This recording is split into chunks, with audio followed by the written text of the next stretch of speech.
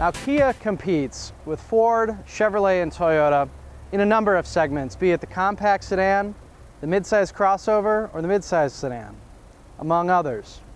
And now, with this new Cadenza, they're competing in the full-size premium sedan segment against the likes of Taurus, Impala, and Avalon. And it's the technologies on the inside, like the 550-watt Infinity surround sound system and the 8-inch navigation touchscreen, as well as the adaptive cruise control, side object detection, and lane departure warning that really allow this 2014 Kia Cadenza to go toe-to-toe with the best of what those other premium sedans can offer. Let's take a deeper look into the technologies that help set this car apart from the crowd when it comes to that full-size premium segment. Now, in the Cadenza, the human-machine interface, or the controls of the system, are very great. We've got a nice selection of key menu buttons for quick access. The touchscreen is easy to reach. We've got a lot of rich displays, whether it's the 8-inch center stack or the 7-inch cluster display, and the steering wheel controls are nice. There's an array of buttons and options here without it being overly complex. And we like the tactile feel of the channel select or track select up and down button with some raised edges. It allows you to kind of understand what you're doing without even having to look at the steering wheel, which in steering wheel controls is the ultimate goal. Now, with the cluster, we have a 7-inch display, and as you get in the car, there's a very nice welcoming experience. It tells you that you're in a Cadenza, and it says welcome to Kia. We like that experience, and we also notice that the way the UI is designed with the speedometer, at night you can't even tell it's a display, because next to it with the physical gauges for the tachometer and the fuel and the heat gauge, it shows the same exact UI as you would expect with the speedometer. And at night you can't even tell it's display. It means it's done right. Now, in addition, we've got an 8-inch touchscreen display here. The user experience here is a little bit remiss. I wanted the display to be a little bit bigger. And that's really just because I've seen bigger displays in competitive cars like the Chrysler 300 or in other sedans, and somehow it just needs to be a half an inch larger. Now, for Kia, their telematics architecture is dubbed Kia UVO. And for 2013 and 2014, they've expanded this to Kia UVO eServices. And Kia UVO eServices offers a great selection of services such as roadside assistance, vehicle diagnostics, destination send a car. You can call an offboard a voice recognition server to do POI search that way. There's parking reminders so that you don't lose your car in a parking lot.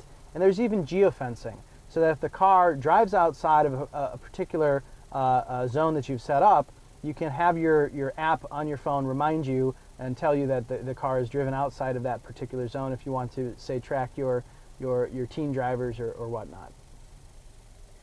Now, the difference with UVO compared to other telematics systems is that it uses this mobile phone, or uses the user's mobile phone to create the connection between the vehicle and the telematics architecture, as opposed to systems that have this already built in. Now, the advantage is there's no pricey subscription. This is all free.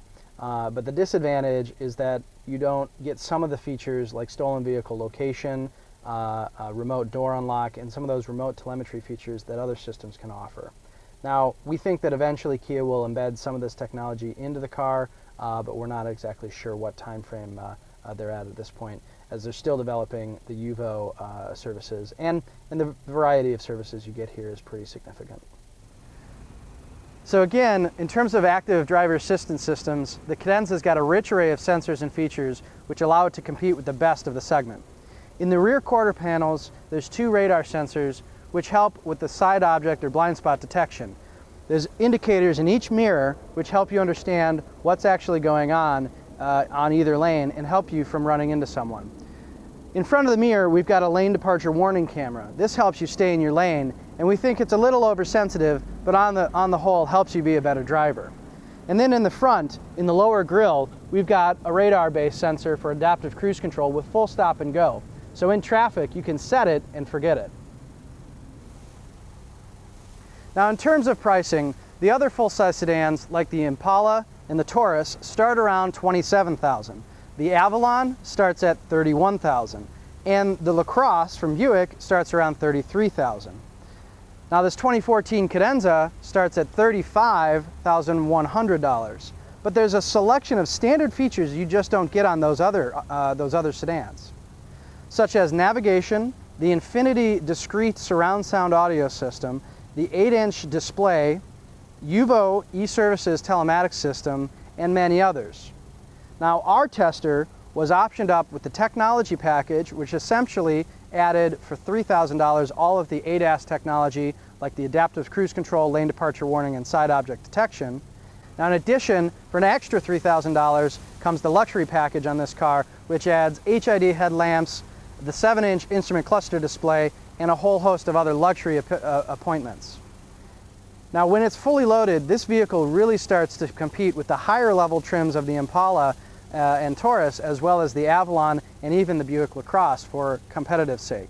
And if you look at what Hyundai's done with the Azera, the Genesis, and Equus, bringing that brand's appeal up into that entry luxury space, I think the Cadenza could be the start of that same exact path for Kia. For more on this and other IHS Automotive reviews, go to ihs.com/automotive or subscribe to our YouTube page.